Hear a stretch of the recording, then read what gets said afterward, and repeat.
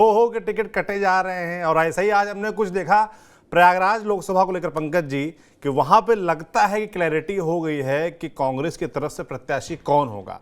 हालांकि इसमें भी बड़ा आप कहानी लगातार सुना ही रहे थे कि कांग्रेस को वहां प्रत्याशी मिल नहीं रहा है, तो उसका फैसला हो गया है। समाजवादी पार्टी के संस्थापक सदस्य, बड़े नेता, करीब 8 बार विधायक, 3 बार सांसद रहे रेवती रमन सिंह के बेटे उज्ज्वल रमन सिंह कांग्रेस में शामिल हो गए हैं। तो क्या ये तय माना जाए कि वो चुनाव कांग्रेस से प्रयागराज लोकसभा से लड़ रहे हैं? इसी शर्त पर आए हैं उज्ज्वल रमन सिंह। अच्छा। कि चुनाव लड़ेंगे, लोकसभा का चुनाव लड़ने की इच्छा उनकी थी तो जरूर, पर शायद इस गठबंधन से नहीं थी उनके मन की बात, जहां तक मुझे पता है। जी। बीजेपी की तरफ उनके जाने के रास्ते भी बनने लगे थे, लेकिन मामला अटक गया और पिछला विधानसभा चुनाव वो प्रयागराज की करछना सीट से हार गए थे। तो हुआ ये कि आपको बताएं, ये जो 17 सीटें मिली हैं कांग्रेस को समाजवादी पार्टी से गठबंधन में ना, कुछ ऐसी सीटें हैं जहां ये सारी सीटें ना एक एक नेता के लिए ले ली कि फलानी सीट पर ये नेता चुनाव लड़ेंगे। और ये अखिलेश यादव ने कहा भी था कि भाई ऐसे सीट हम नहीं देंगे, आप ये बताओ कि आपकी कौन से सीट पे कौन सा नेता चुनाव लड़ेगा, आप अनाप शनाप नहीं मांग सकते। तो जब उस गठबंधन की बातचीत हो रही थी सीट शेयरिंग को लेकर, तो प्रयागराज की सीट जो ली गई थी लोकसभा की, वो ली गई थी अनुग्रह नारायण सिंह जी के लिए। जी। अनुग्रह नारायण सिंह जी विधायक भी रहे, लोकसभा का चुनाव भी लड़े। जी।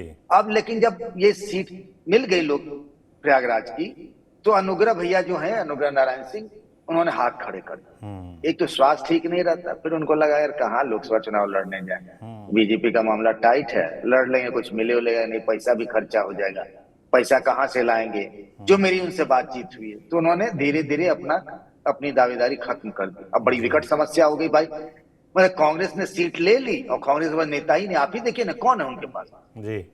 तो बड़ा मुश्किल स्थिति हो गई। तो रेवती रमन सिंह यहाँ लखनऊ में अस्पताल में भर्ती थे, पीजीआई में। तो अजय राय जो है यूपी कांग्रेस के प्रदेश अध्यक्ष, वो भी उज्ज्वल रमन सिंह के बिरादरी के हैं, भूमियार जाति के हैं जी।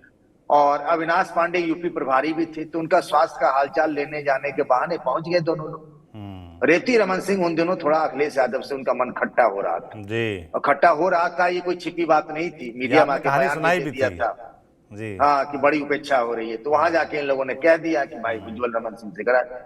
अब उज्ज्वल रमन सिंह ने कहा कि जब तक अखिलेश जी हमको नहीं कहेंगे हम नहीं जाएंगे।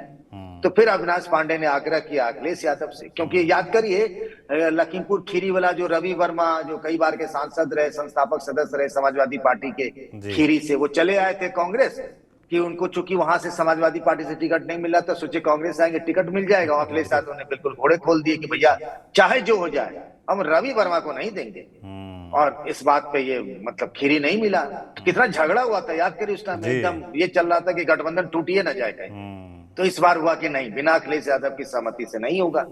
तो अखिलेश यादव से फिर उज्ज्वल रमन सिंह, अखिलेश यादव ने उनको बुलाया, उनसे बातचीत की। जब तय हो गया कि भाई जाइए आप और आप चुनाव लड़िए, तो उज्ज्वल रमन सिंह फिर कल बातचीत फाइनल हुई, कल ही तय हुआ कि भाई आज 12:30 बजे, थोड़ा लेट से आए, लाव लश्कर के साथ प्रयागराज से चले हैं, तो आज शामिल हो गए हैं और अब प्रयागराज से उज्ज्वल रमन सिंह चुनाव लड़ेंगे। उनके पिता पुराने नेता रहे हैं, कई 2 बार लोकसभा के सांसद रहे, राज्यसभा के भी लड़े। उज्ज्वल रमन के लिए पहला चुनाव होगा, वो भी कांग्रेस से, नई पार्टी, नया कल्चर। देखते हैं उज्ज्वल रमन सिंह कैसा लड़ पाते हैं। अभी वहां से बीजेपी ने कोई उम्मीदवार दिया नहीं, लेकिन पहली बार ये है कि सपा का नेता कांग्रेस के टिकट पर। जी।